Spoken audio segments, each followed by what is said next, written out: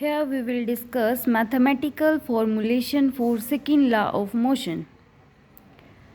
यहाँ पे हमने कंसीडर किया है एक ऑब्जेक्ट जिसका मास m है और इनिशियल टाइम हम इसका 0 लेके चल रहे हैं। मान लो कि वो स्ट्रेट लाइन में मूव कर रहा है with velocity u। u is the initial velocity.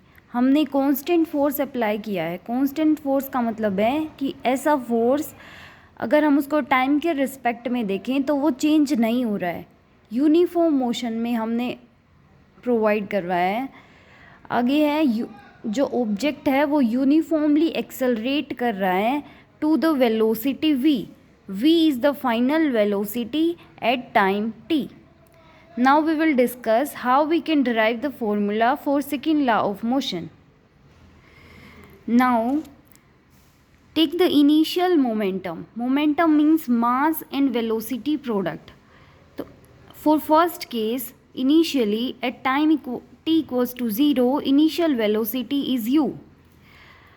तो momentum बन जाएगा initially mass into initial velocity u and final momentum क्या होगा mass into final velocity v. Now change in momentum becomes p2 minus p1. mv minus mu। Now rate of change of momentum. Rate क्या होता है बेटे? किसी चीज़ का change होना time के रिस्पेक्ट में, उसको हम क्या बोलेंगे? Rate of change.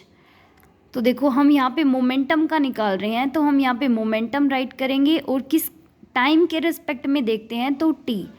अब देखो इनिशियली हमारा टाइम 0 था और फाइनली t है, तो final minus initial t minus 0 हो जाएगा। M v minus u divided by t, यहाँ से m जो है वो कॉमन आ जाएगा। अब देखो कि v minus u divided by T है, ये क्या होता है? एक्सेलरेशन। ये एक्सेलरेशन होता है तो हम इसको क्या लिख सकते हैं? इस कंप्लीट टर्म को फोर्स लिख सकते हैं। तो ये आ जाएगा force is directly proportional to m into v minus u divided by t. Proportionality का साइन हटाने के लिए हम कांस्टेंट k लेके चलेंगे, k m v minus u divided by t. v minus u divided by t equals to a। Put the value of a here, f equals to k m into a, f equals to m a। now here the constant value we will take value 1 and we get the result m equals to f equals to ma.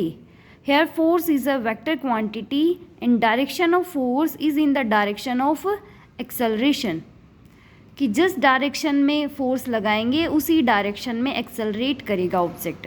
Direction of force is in direction of acceleration. Force जो है एक vector quantity है। Vector quantity का मतलब है कि जिसके पास direction भी है और मैग्नीट्यूड भी है, जो हमें ये भी बताएगा कि किस डायरेक्शन में ऑब्जेक्ट मूव कर रहा है और ये भी बताएगा कि कितना मूव कर पा रहा है, किस स्पीड से, किस एक्सेलरेशन से वो है ऑब्जेक्ट मूव कर रहा है। Thank you.